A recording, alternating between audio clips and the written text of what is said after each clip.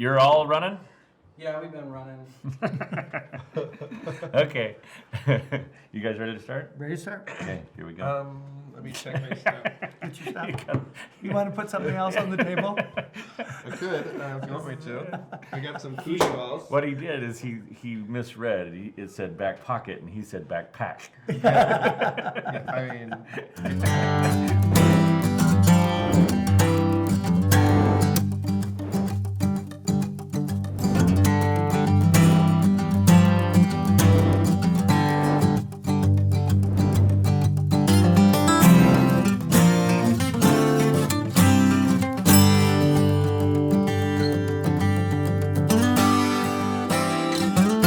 Welcome to another episode of the Youth Leader's Brain. We're here sharing our top 5 back pocket. And this is a term that I think most youth leaders would have some semblance of, okay, yeah, I pulled that out of my back pocket. This is a back pocket game. This is, sometimes it's a term that's used for, I'm just spur of the moment. But we just said we're going to do a top 5 back pockets. So how did you guys narrow down your list? How did you, before I start, I'm sorry. Scott Olson, where do you work, serve? IBCS, International Baptist College and Seminary, work with mentoring and work with college-age, singles-age. And Scott worked here at Ironwood for several years, and then we've been good friends for quite some time. And I'm a program director here, and then a youth leader about an hour away from Ironwood at Life Point Baptist Church. So I've been doing that for a couple years. And Sam Brock from out here at Ironwood, and have had a youth group, a couple of different ones over the years. So anyway, this is us. So how did you narrow it down? What was top 5 back pocket for you? What did it say to you? For me, it was things that I want to introduce or instigate. Okay. So in my thought, I wanted to take things that I could do easily. I could do it on a bus. I could do it in a house in a backyard. On a table. Anywhere, kind of. Could be anywhere. I'm going to make a choice on where I'm doing it, but things that I used over and over again to accomplish again, to instigate, to influence, to connect people. Mm-hmm. Now, I put on my list of what a back pocket thing was that there were no props, and I broke my rule once, but Craig did not have such a rule. Certainly didn't. Certainly did not. I mean, that's like so you have a little bit different view of back pocket than I necessarily did. What's your thoughts on it? So my view of back pocket is that when I show up to youth group and maybe the guy that was supposed to run the game, I can't make it, you've got the game, or I show up and I forgot to plan something. It's what I go to fill the time. It could be I need to fill 10 minutes. It could be I need to fill 45 minutes. What do I have in my handy dandy toolbox? Which does not fit in my back pocket. This is my back pocket right here. And so what do I have to be able to just pull out? I didn't have much time. All of the planning had been done before, so it makes it a 2-minute prep or even a 30-second prep so that I can get going. I don't have to teach the kids anything. I don't have to go and write down names or anything like that. I can just get started. And so that 30-minute game time is legitimately 30 minutes, not 15 minutes, because I needed 15 minutes to prep. And I think we are going to see that across the board on ours, is that it is a quick setup. Yep. I don't really have to think about it. It's a real easy pull it out sort of thing. So my back pockets are things here that I find myself using. I never really plan to use, but they're always sitting there ready to go. And so I end up using them probably as much as any other type game or situation or thing that I'm working on. So the prop thing we're gonna have a different opinion on. The quick setup is there. I kind of went a little bit with a filler that it was kind of helping me get from this to this, so it wasn't always the main thing, but it's we were running about 15 minutes. We need about 15 minutes to fill this up. Throw something in. What are you going to do in that time? I probably did kind of categories of things that I would do in youth ministry, and so these are categories for me, and I could do a number of different That's things code for, these are my top 5, and I have 4 items under each one. I might have did the same. I only did this once. Well, this is that thing that says I have a purpose for what I'm doing and what I'm trying to accomplish, and this is going to this is so practice. It's so part of what I can pull off that I can pull it out anytime. I really felt like I wish we maybe had gotten a little bit more specific about our top 5 back pocket, because it's all over the place. I chose not to do very many spiritual, serious things in my back pocket. Do you have? Oh, I got some. You got some? Yeah. I was so confused. I'm a structured person. I talked to Sam yesterday. It's like, what are we looking for? Like the 5 messages that I preach when someone just looks at me when I walk into church. Hey, you're preaching today. Oh, cool. We kind of talked, and I kind of geared it towards. I'm more resources. I back pocket resources than just a single game. It's just what I have. This is what I have in my back pocket to be able to do. And so I do believe that for some of those either messages or lessons, I do think that's a good thing for guys to develop, is a way to make sure that there are 4 or 5 things that are always ready to go that you have in your back pocket. And that may be another topic, or Scott might have taken care of the whole. Yeah, he covered the whole in his categories that he has. So let's get started here, and I'll start with my number 1. My number 1 is the 2-block switch. Now, this is this is an interesting one to me. I have just used it so many times, and it is my one prop.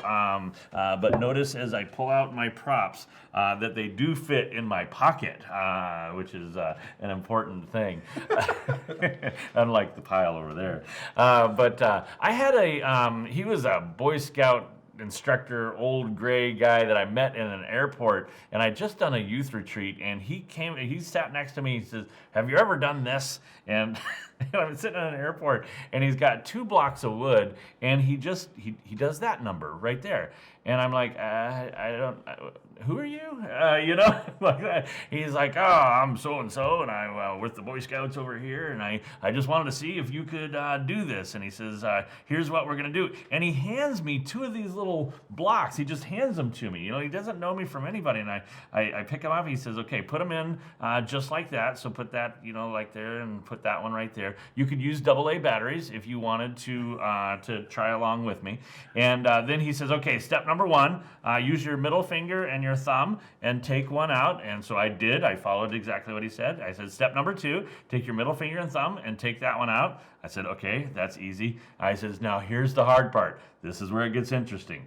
I want you to do that step at the same time. Middle finger and thumb, and pull it out just like that." Now, I know it looks easy, and about 1 in 10 people actually do it without any problem. But most people sit here, and let me see if I can even do it wrong. It's hard for me to do it wrong. Most people do it like that, and they're stuck. They can't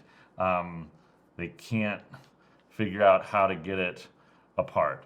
And I'll do it in slow motion. I'll say, you tell me when to stop. I can stop at any point. I'm just going to use my middle finger and thumb, and it just comes apart right there. This is a monkey see, monkey do kind of thing.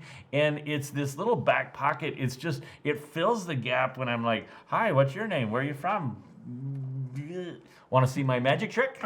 Here, take these 2 blocks and try it." And over the years, there has probably not been anything that has started more conversations or been more fun than this. They usually do figure it out. They get it figured out. They show mom and dad. It's great fun. It's an easy thing to do. But this has been, I don't know how many sets of these that I have, and they travel in my pocket almost any time I'm working with young people. Back pocket. Or front pocket. Don't ask me to do that, because I'll do it the wrong way. Okay, Craig, what do you got? Okay, so for mine, I have Play-Doh. Again, for me, it's a back pocket because I can fit it in my back pocket. It's my toolbox that goes with me to youth group. And Play-Doh, you can do Sculptionary. You can do a variety of different things with Play-Doh. You can roll it all out, and they actually have to take a penny to carve something, to shape something away. And so Play-Doh's always there. As much as I thought teens would hate doing Play-Doh, there's a variety of things that they did when they were preschoolers, that when they get to the teenage age range, that they will, I haven't played with that in a long time. And they'll actually be particular about which Play-Doh color they get, or is that a new Play-Doh? I'll take the new Play-Doh, not the old Play-Doh. And so Play-Doh has a variety of different things. With Play-Doh, you might see these again, but I have Pictionary cards. that allow me to, if we do want to do like a fun competition, hey, I'm looking for somebody to design or give me a fireman's pole with Play-Doh. Pretty difficult task to do with Play-Doh, but they make a fireman's pole, and I can just flip through these cards so I don't have to have a list of things. It's just the list is made for me. So Play-Doh. Nice one. Play-Doh, definitely right up there. What you got, number Good 5? one. Now, in the airport, if you're taking Play-Doh in your carry-on, they don't know what to do with it. It looks like C4. Yeah, I had 25 little Play-Dohs in my carry-on, and they didn't know if it was a solid, a liquid, or so they were trying to classify it. Or did They gave it back, yeah, gave but it back? it was about a 30-minute discussion. Yeah, it was. So Play-Doh through the airport, who knows? It does look like C4, you're right. I've never tried that. I tried to carry my fire-eating stick through. Oh, did that work? No. I eat fire. That's a whole nother video. That's not a back pocket. Right. no, but it has the smell of the kerosene gas, stuff on it. So the guy's like, "Are you really trying to get this through?" And I'm like, "Oh no, I'm sorry. I'll take it back." So fortunately, I had a big bag, and I was able to put it in there. But my whole bag was ransacked, like because of all that smell in there. So, yeah, wow. Sorry about that. That was way off topic. Number 5. For me, it's a tool. So I'm looking for a tool, and really, my tool really is a list which. Is in my back pocket. Yeah. Comes out of here. I'm going to pull out a 3x5 card, which in itself is a great help. And when I'm preparing for something, one of the things I'm going to do is make a list on how to divide teams. So one of those things that can be a real bummer is complain all the time. Oh, how'd you divide the teams? And when I went through, I did a camp out with a Parks and Rec thing, and this guy had just a number of ways to divide teams. So we got into this campsite, and he goes, "Okay, what I want you to do is divide up into groups of 3." And so, of course, I turned to my friends. We walk over together, and they said, "Hey, make sure that everybody knows each other's name and say hi to each other, and then do an A, B, C.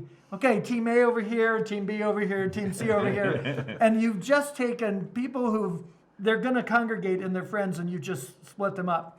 Now, that's frustrating sometimes, but it's not a bad way to do it. And they're like, "Oh, you got me." Okay, but then you can do something like this. Everyone make a square. So I'm looking for everybody to make a square. Now you have 4 teams, but probably the teams are going to have all the people they like on it. So there's a number of different ways that you can have teams, or something you can say, if I need 2 teams, is I say, find someone like you, same good looks, same great height, same great skill. Go up to them and say, "Hi, you're on the other team." And so, a number of different ways that I think a list to be able to divide teams in a way that really creates the atmosphere that you want, and doing it a number of different ways. They're like, oh. And so sometimes it is split the good guys up. Sometimes it's keep them all together. Yeah. That's interesting because these back pocket things are usually coming at you really fast. Like, "Oh, we need this." Yep. And so if you have some way that you have the list of what you can do, and you can just quickly skim through 10, 12, 15 things, that really helps you know, okay, this is the one we're gonna pick. This group, that will work best. Cool. And you could say, "Give me a number. Number 8, we're going to do this." Yeah. Number 4, this is my big category here, is questions. Back pocket, I'm trying to do something that's going to really work. I really think that questions are something that you can use as a, obviously they're discussion starters and that sort of thing. Probably my favorite question of all time is describe your favorite room in your future mansion. That conversation can go on for a long time. But a lot of times my questions, there can be some real thought-provoking questions and all that, but a lot of times my questions are going to revolve around, especially with youth, the home that they would like to have in the future. What would they like to do? So it's everything from, okay, you probably have a 4-car garage. List the 4 cars in your garage in the future, and tell me what your backyard looks like. What would be the perfect backyard backed up to what lake, what town, and you just go through what their home would be. You're really learning a lot about them while they answer questions about their future home that they're going to have. So I just think you need a good list of questions. Like that's always something in your back pocket. And if you've got fun questions, teens are always ask us a question because they love to hear what that question is and love to answer it. It's a great way to have that filler. Yeah. I've used some of those same questions. I think the importance is to make something unique, not just what'd you do this weekend. You're trying to go past the news, and you're trying to actually get them to think about something they haven't really thought about before. Yeah. Which is what provides the entertainment. Yeah, it's like you've got to get past what the news is and what your favorite is, and we all tend to what's your favorite, and you've got to get just a little bit beyond that. So. My number 4 is small miscellaneous cards. Now, again, I'm a resource person here. Most of my list is resource. And so I'm going to pull a few stacks of cards here, and I'll kind of describe some of the topics I have. All my rubber bands broke because here in the desert, rubber bands aren't friendly. But I have... You need scrunchies. Girls' scrunchies? I don't need those. You don't need them, but your cards need them. Yes. So as I opened up my back pocket, I saw that my rubber bands had broken. And some of the things I do, like with Mr. Scott's Ways to Divide Teams, I have one that is numbers, and I think I go to like 50 or 60. So the quickest way for me to divide teams is just to pass one of them out. I count the number of kids I have, I grab them, and it's odd versus evens. Or if I need 3 teams, it's divisible by 3, whatever it might be, or you're divisible by 2. Or just count them all off. And then I have other fun ways to divide teams.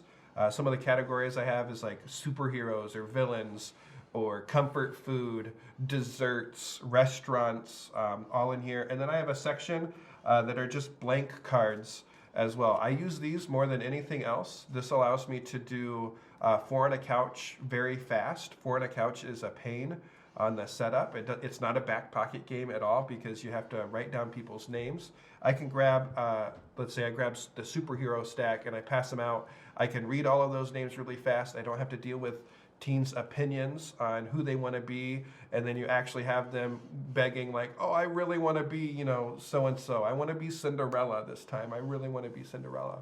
And so they don't have a say, but they know that their name is. I can collect them, and I can play multiple rounds of 4 on a couch. Or another game, I think I have it in one of the other videos, Empire.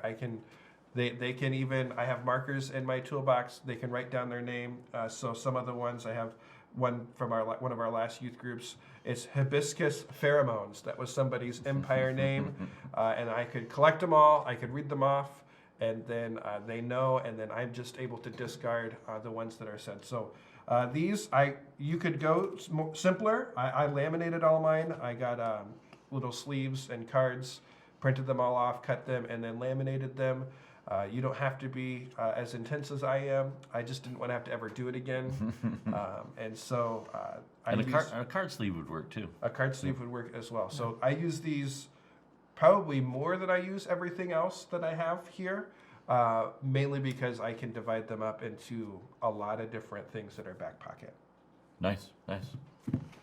Well, I like a challenge, so I think when I'm working with youth, they like a challenge or a conundrum. And so there's just a number of these. One of the ones I like to do is something we pull out, and this is more of an event, and it is duct tape handcuffs. So it's something, again, back pocket, because I really can put this in my back pocket, but it's something I'm ready to go. And so what you're going to do with these is I'm stuck. We're going to get 2 people together. They're going to put these. Really stuck. These, Glad I'm not doing this. These duct tape handcuffs like this, and so these, of course, fit perfectly, and you can never get your hand One out of size them. fits all, Yeah, or at just least bam. most. Yeah. And so what you're trying to do is give them an Trying to opportunity separate, right? to separate, and they are going to go around each other, climb through. They're going to do all of these different things. There's no social distancing going on No, right here. This is not COVID friendly. Right. So, but the beauty of a conundrum is it draws people in, and they're like, well, how about this? So even if part of my group that's coming in sees this, they start watching, and the value of an event that's watching. So this conundrum's pretty neat. You're gonna come in, take one of these things, you're gonna pull this from the back, gonna move it over the hand, and then slip that out, and then we are off. Ta-da! But you're not going to share that right away. No, and that little move right there that he just did, you can almost do it right in front of them. Yes. And they still don't know.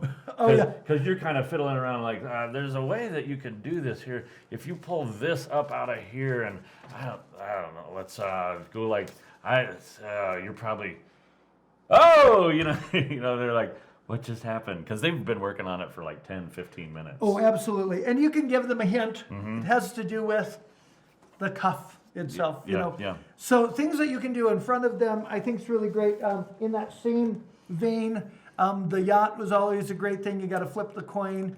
And so in front of them, you're doing the trick over and over again, and you're doing that. And so you're letting them hold it. You're showing them 10 times. And these type of things really get... Let me see that one. Why don't you show this If one? you're looking this one up, this is YOT. I like the classic one. It is expensive, but man, you can use this one a whole bunch. I just tell them your goal is, you see its heads right here, and what we're going to do is we're going to flip this around like it's a combination lock, and I'm doing all this misdirection and that sort of stuff. But what's going to happen is, like a safe, you turn it that way, then you turn it that way, then you turn it that way, then it comes off. And so now we've taken this coin, and we have turned it to You forgot to kiss it. tails. I'm not going to kiss it because of COVID. But anyway, that's what you do, and then they're able to they can kind of sit there and pound on it and pull on it and turn things around. And there's just there's some kind of trick that I've done between now and then. Oh, I didn't do it then. But that gets the thing so it can that can happen. So, am I supposed to show it to them, or do you want? I think they can look it up. Okay, I don't you'll know have to that we look it up. Yeah. It's the yacht, YOT. I think that's about $25-$30. But again, it's one that travels with me, and I It really pull is it a out. pocket. Yeah, It's in your pocket. You could go up to a stranger with it and have a conversation. When we're recruiting at If you colleges, keep it in the wrong pocket, though, it might look like you gotta have it. so it's just one of those things. You walk up to a brand new guy, and you just say, "Hey, can you figure out a?" Yeah, can you flip this coin around? Really great. So So tell that's a good one. Wrong pocket. We got a wide variety. We got everything going on here. My number 3 is the 7 Things Mind Reader, and there is nothing on my top 5. This one can fill up the most time possible. Now, this one is complicated enough that we made a separate video. Bodie will add the link here for the 7 Things Mind Reader. I encourage you when you're gonna go through on the 7 Things Mind Reader, stick with it. Watch the entire video, because at the beginning you're going to be like, this is too complicated. But if you stick with the whole video, I think you will like it. Basically, in essence, there are 7 things in front of you. And my friend closes his eyes. My other friend picks one of them. My friend opens his eyes, and I start pointing. Is it this one? He says yes or no. This one, this one. And then whichever one that he picked, is it this one? He's able to say, yes, it's that one. And it looks like, without telling him what happened, that we picked exactly what it was. And it's I've done this one for up to 2 hours. 7 Things Mind Reading, not caught. There's a lot of mind reading ones out there. I think this one is probably one of the very best, because it's just 7 things and you can do so much misdirection. Go to the video and see that. I think it will be something you can pull out of your back pocket. No props. You use the props that everybody has available: a shoe, a hat, and you got your 7 things. So. My number 3, I'm gonna confess, I actually haven't done this with my youth group yet, because I got it this week. It's the Random Fun Generator. My cousin mailed it to me, and this is the book, and I think it's like over 20 dice games that you can play with two or more people. And so I played a number of them with my wife last night, and throughout the week I've read a number of them, and I know for a fact that I'm going to use it as a back pocket, because all I have to have is dice, and the way the pages are set up is it's just one opening is the rule. So I know I can set this down in a copier, and now it's just one page, and I need dice to be able to do a game that I believe could last 5 minutes. or it could last 50 minutes. Whatever, or we could play over and over again. So I haven't read a bad one yet. Okay, see, this is the problem with this. He brings something that now I have to put on my wish list. Like, can you get this on Amazon? I believe so. Wow. You want me to look it up? That's a big back pocket. Yeah, we have a video to make, No, it's not a big backpack because you can you can print off just one page. Did he Mr. put You can Chef. fold it and put it in You your can just pocket. Have you bring ever one seen this page. before? I have not. I've never Steve seen this Jackson, look at before. that. Yeah. My cousin, he was very. I'm going to shout out when this video is posted. I'm certainly going to share it and say thanks, Paul. Thanks, Paul. Shout out to Paul. Shout out to Paul. Okay, that's a good one. I like it. What do you got? I've got a process. Okay. So when I'm trying to do something, and this is something as I'm working through people, we do this over at IBCS, and we call it prayer drafting. So again, this is a small thing that I can hand out. I do like the idea of the infograms, info charts, and we've been starting to use this, that you can leave with somebody, they keep it. And then this is a process. We're going to do prayer drafting here. So those that like drafting games are like, oh, how's that going to work? And I've always liked drafting games. Well, on this one, when you're praying with somebody, sometimes we've spent 20 minutes doing the prayer request, right?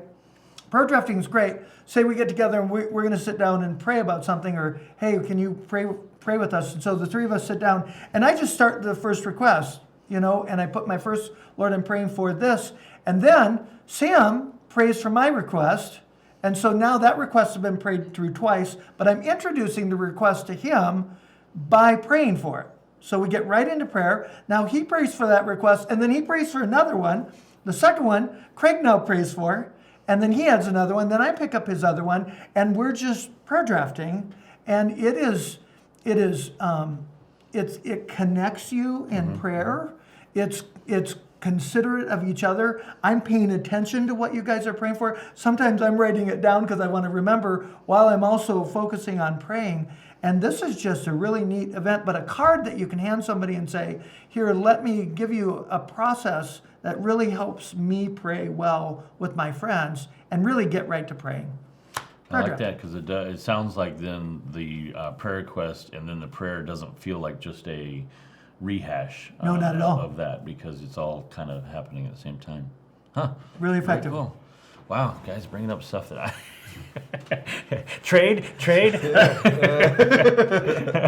Okay, my number two. This is probably the back pocket that I've probably used the most over the years. It's very simply called higher or lower, and it's more like a kind of an opener to a meeting, maybe a little bit of a stunt or something like that. But higher or lower basically lets everybody in the audience pick a person that they are with.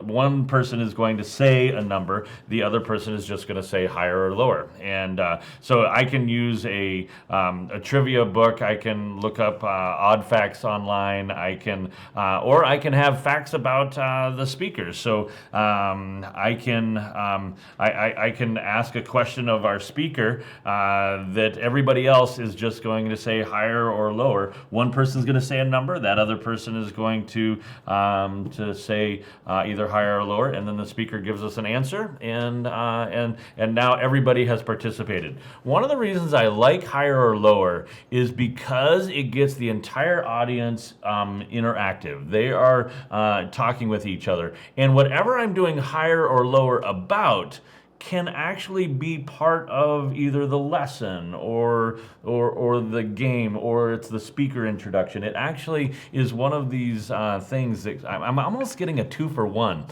I'm filling in the time with a fun game that everybody's able to play, but I am transferring information. I'm sharing knowledge, and so higher or lower has just been helpful for me for a long time. I love it. Great one. An inflatable or a noodle. Again, a resource. I didn't bring mine because they're all where we do youth group. But a noodle or like an inflatable bat or just something that's soft that you can hit somebody in the head and it won't necessarily hurt. Back pocket, like circle games. Again, like I think we could probably share 7 to 20 circle games. that are just, all I need is a noodle, and then we can play the name game, or all I need is a noodle and we can play signs or something like that. And so backpocket, it's very simple. It's just everybody needs a name. A little bit more setup. It takes a lot less setup when you have the small miscellaneous cards, but an inflatable or a noodle. Nice. Okay, what you Sounds got? good. Back pocket prop, huh? Okay, I'm going to do skill. So when I'm looking to do something where I'm trying to instigate a skill, a lot of times when I'm trying to do something with someone, I'm always going to land on the recreation side instead of the amusement side. So it really is this amusement, no thinking, amuse me, or is it a skill side? So I love things that are a skill that people can be interested in. I think if you're passionate about something and you've practiced it, other people will be interested in it. Like if you love it. And so for me, knots are just one of those things that I love to do. I love to work with. I have these hanging on my wall. And so I may use it for a message. And lots of times when I'm introducing it, it's just such a simple thing. I just start with this. Oh, You got some now, knots going now on I've got right the there. impossible things going on here. So that's very funny because I think I tied it together. So here we go. So I love to start with something like this, and I just start with it around my my neck, and then I'm gonna and I might not pull it out right away, but I'm just using this, and then when I do, I'm gonna start talking to them about a number of things. And the neat thing about knots is it's a skill, and with a skill, it works opposite the law of diminishing returns, because skill, there's thrill in skill, and so the more I do something, the more fun it is to do it, the more knots I know.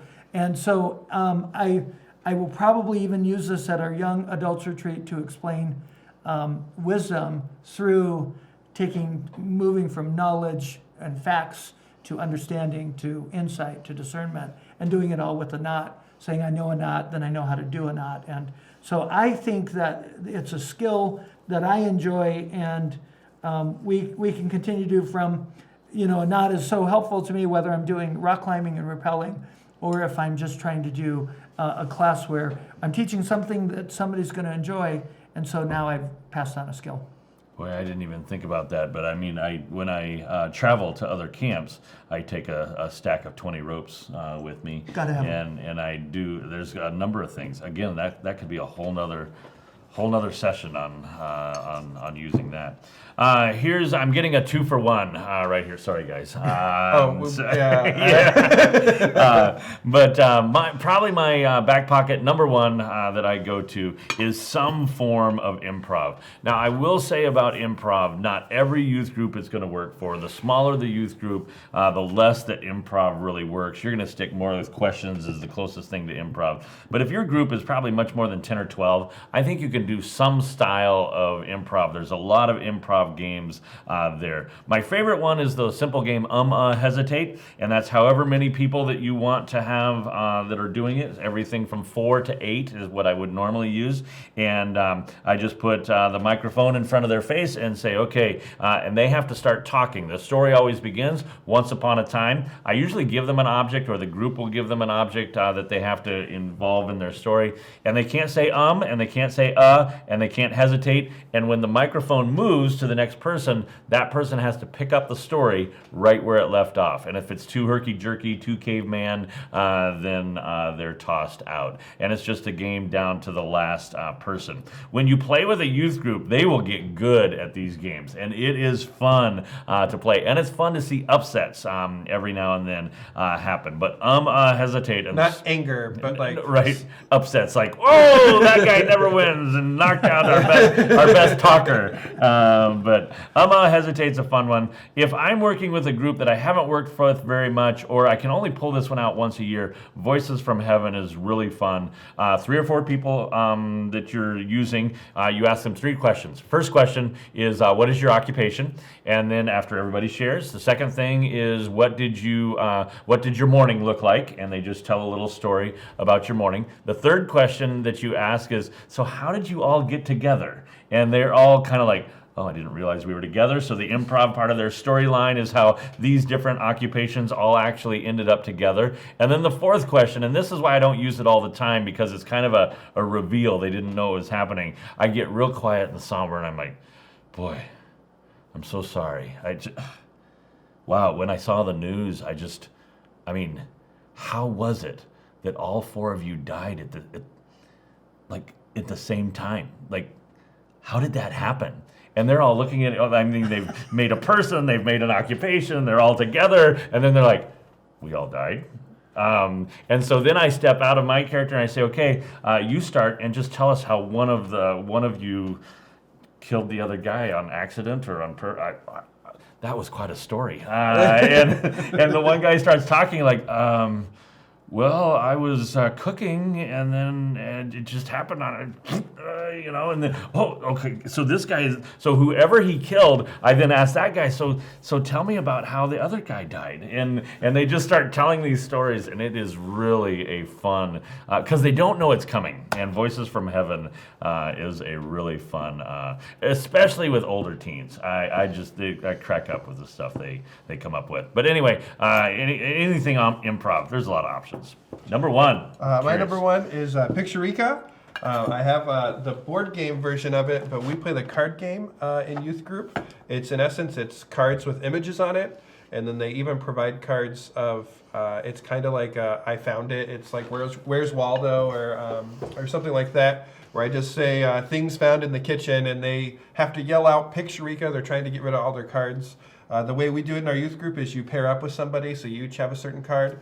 And the card has to be submitted for approval. And so if we're sitting there going, no, that doesn't meet we don't find these in kitchens, we give them their card back, and then we have them, the punishment is they have to flip their cards over. They can't see them. They can still submit if they have their cards memorized, but they have 2 rounds where they can't, and it's the first pairing that gets rid of their cards. It is one of the, once your kids know it, it is one of the games that you can just pull out. And once you pass cards out, you are ready to get started.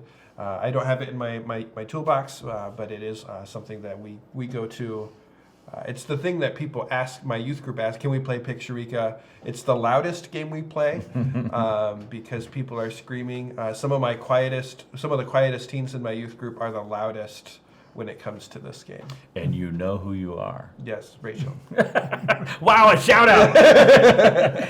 He's got really baggy pants. That's all I'm saying. No, it's a card game, so I don't have the card. Oh, the card. So okay. It's like the size of Uno. I'll give it to you. Good. Okay, what do you got? Number one.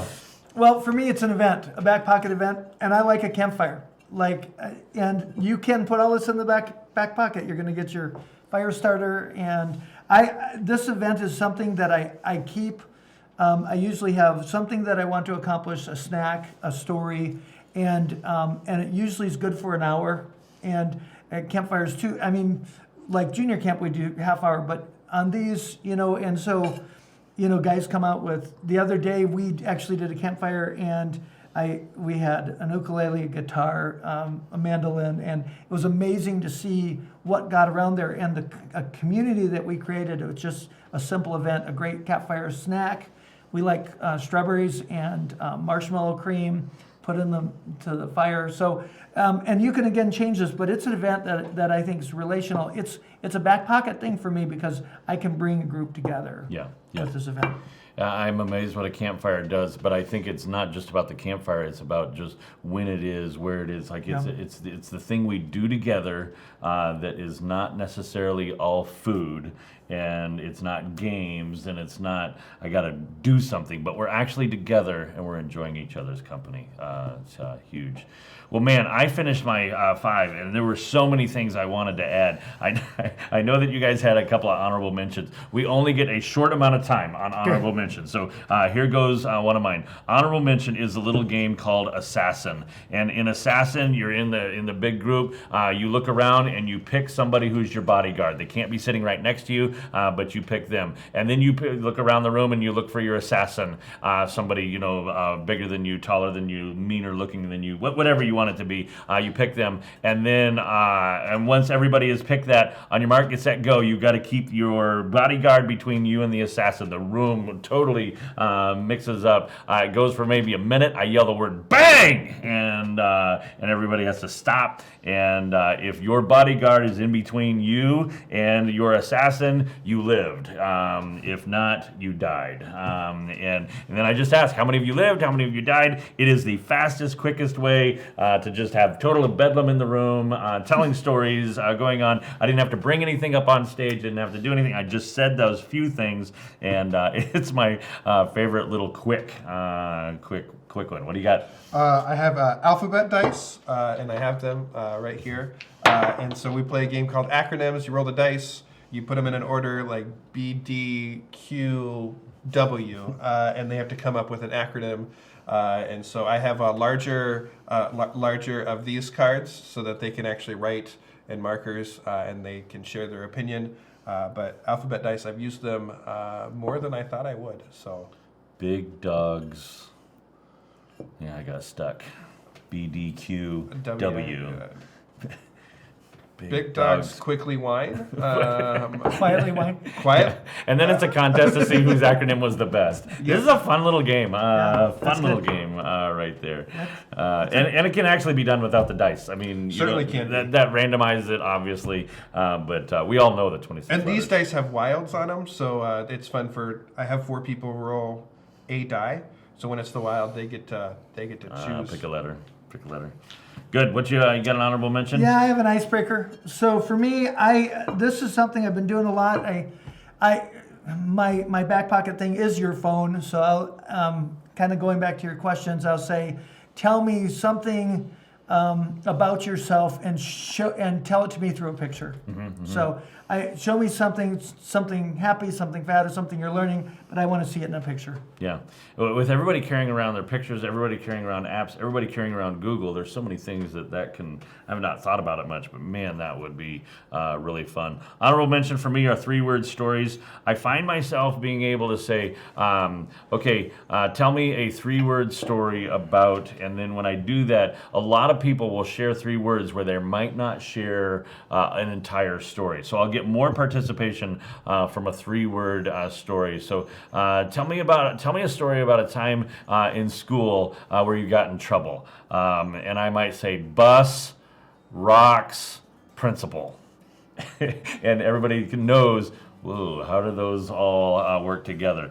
When I do this 3-word story, it gives me the option of continuing on and saying, tell us more about that story. Now, or I can ask questions about one of the words that they have. But I do get some really fun interaction with a 3-word story. This works probably better with adults than it does even with youth because it gets them started on a story. Honorable mention. And any more? Happy salmon is always a great thing. Yeah, you gotta get that one in right there. You're all set right I'm there? happy.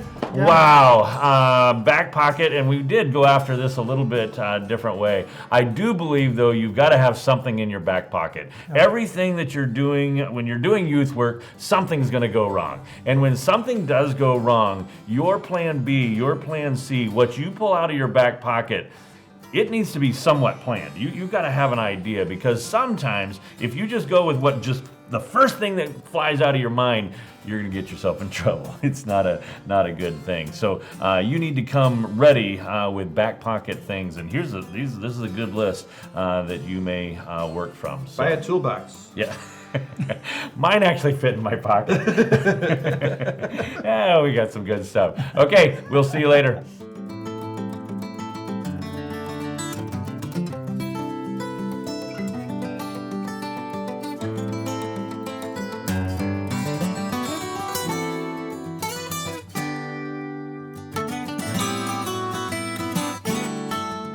Good list. Yeah, we went differently. We all did different ways. But it really comes back to something we're confident It's in. the topic you gave us. Yeah. Well, I like it though. Yeah.